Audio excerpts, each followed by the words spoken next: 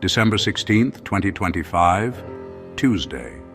Reflection by Reverend Father Clifford Atta Anim. In Matthew chapter 21, verses 28 to 32, we see Jesus entering Jerusalem, fully aware that this holy city would soon witness everything he had foretold about his suffering and death.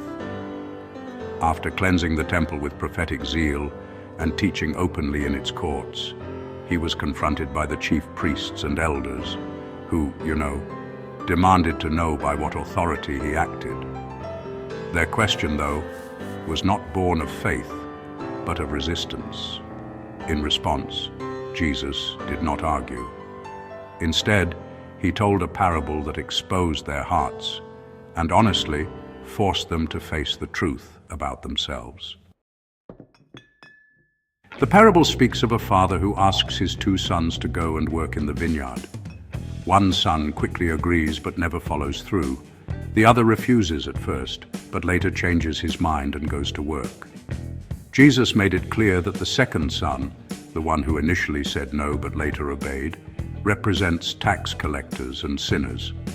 Though they had lived far from God, they listened to John the Baptist, repented, and began to do God's will.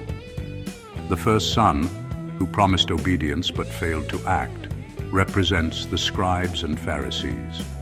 They spoke piously, claimed religious authority, and knew the law well, yet refused to respond to God's call to conversion. Through this parable, Jesus delivered a serious warning. Pride and stubbornness can shut the doors of the kingdom, while humility and repentance can open them. What matters most before God is not how we begin, but how we finally respond. Salvation is shaped by our ultimate choice for or against God. Words alone are never enough. A beautiful profession of faith without obedience is empty, while sincere action, even after failure, is pleasing to God.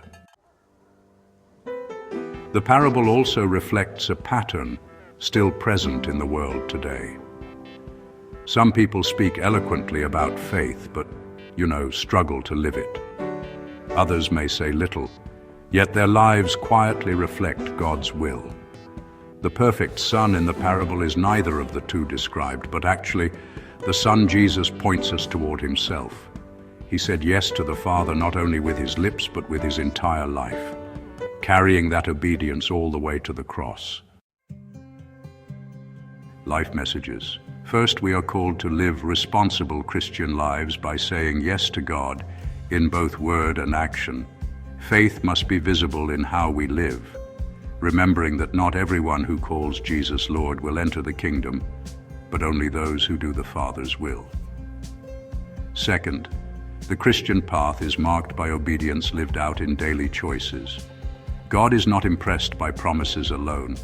He looks for faithful action, offered generously, humbly, and consistently. God bless you.